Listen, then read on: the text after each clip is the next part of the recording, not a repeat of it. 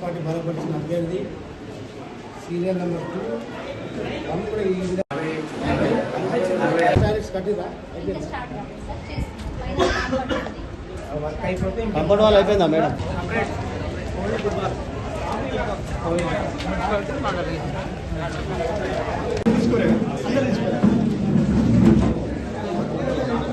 ముందుకు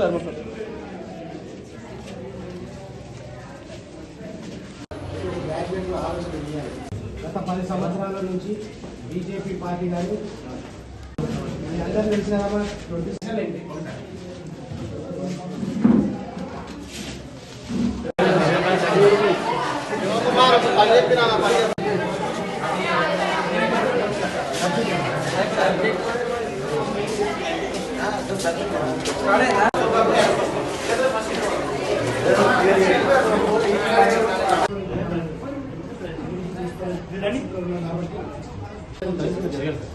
దాదాపు 40,000 మంది గ్రాడ్యుయేషన్ కాంగ్రెస్ ప్రభుత్వం ఉంది కాబట్టి కాంగ్రెస్ ఎమ్మెల్సీగా గెలిపించుకుంటే మన సమస్యల పట్ల ప్రభుత్వం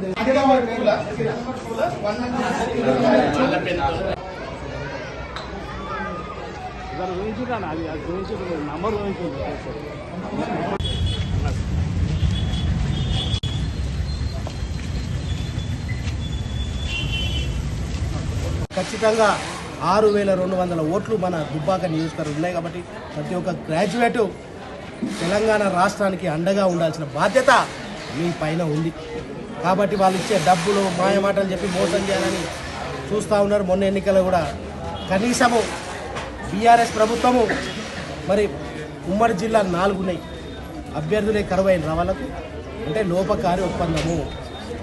ఈ సంపదను దోపిడీ చేసిండ్రు, మమ్మల్ని ఎప్పుడు జైలు వేస్తారో అని భయపడి బీజేపీ పార్టీకి బీఆర్ఎస్ పార్టీని తాకట్టు పెట్టి ఈరోజు ఎన్నికల్లో పోటీ చేయట్లేదు. చాలామంది బీఆర్ఎస్ నాయకుల కార్లల్లో అంజిరెడ్డి కాంప్లెక్స్ ఉన్నాయి. దుబ్బాక నియోజకవర్గం అంటే ఎంత దరిద్రంగా వాళ్ళిద్దరు కలిసిపోయి ఒకసారి ప్రతి ఒక్క గ్రాడ్యుయేట్ ఆలోచన చేయాల్సిన అవసరం ఉంది.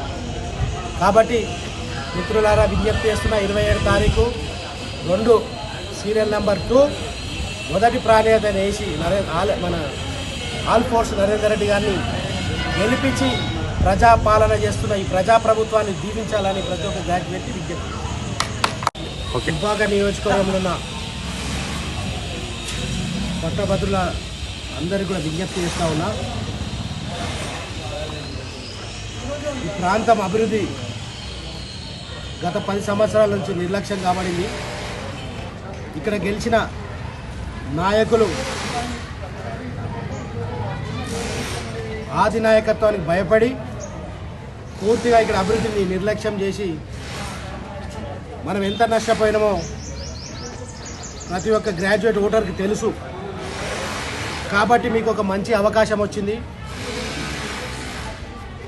10 సంవత్సరాలు పాలన చేసి తెలంగాణ సంపదను దోచుకొని రాష్ట్రాన్ని అప్పుల పాలు చేసి ఉన్న రెవెన్యూ అంతా కూడా మిర్చిలు కట్టే పరిస్థితి ఉంది, మిర్చికి ఇంట్రెస్ట్కే పోతూ ఉంది. కాబట్టి ప్రతి ఒక్క గ్రాడ్యుయేట్ బాధ్యత. ఎందుకంటే మన రాష్ట్రాన్ని పునర్నిర్మాణం చేసుకోవాలంటే అదొక కాంగ్రెస్ పార్టీతోటే అవుతుంది. అప్పుల ఊపిలో ఉన్న తెలంగాణ ప్రజలకు ఇచ్చిన మాటకు కట్టుబడి ఆర్థిక డిసిప్లిన్ మెయింటైన్ చేసి వాళ్ళ లెక్క విచ్చలవిడిగా తెలంగాణ సంపదను అమ్మలే. ఉన్న రెవెన్యూల 6 గ్యారెంటీల అమలు వైపు ఈ రాష్ట్ర ప్రభుత్వం ధైర్యంగా ప్రజలకు ఇచ్చిన మాటకు కట్టుబడి ప్రజా సంక్షేమం ప్రజాపాలన సాగిస్తోంది. కాబట్టి ప్రతి ఒక్క గ్రాడ్యుయేట్ బాధ్యత ఈ రాష్ట్ర ప్రభుత్వానికి మీరు అండగా ఉండాల్సిన అవసరం ఉంది.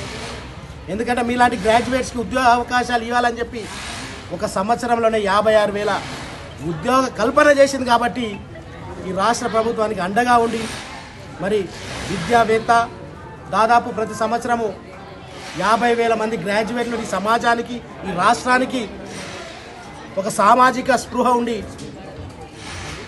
అందిస్తున్న ఒక మహా గొప్ప వ్యక్తి. మరి అలాంటి గొప్ప వ్యక్తిని గెలిపించుకుంటే మన ప్రాంత సమస్యలు కాంగ్రెస్ పార్టీ బలపరిచిన అభ్యర్థి కాబట్టి రాష్ట్ర ముఖ్యమంత్రి గారి దగ్గర మంత్రుల దగ్గర పోయి ఈ ప్రాంత సమస్యల పైన అవగాహన ఉంది. మరి అవిటిని తీర్చడానికి కూడా సత్తా ఉన్న నాయకుడు కాబట్టి మనం ఒక మంచి అవకాశం. నేను దయచేసి పట్టభద్రులకు విజ్ఞప్తి చేస్తూ ఉన్నా.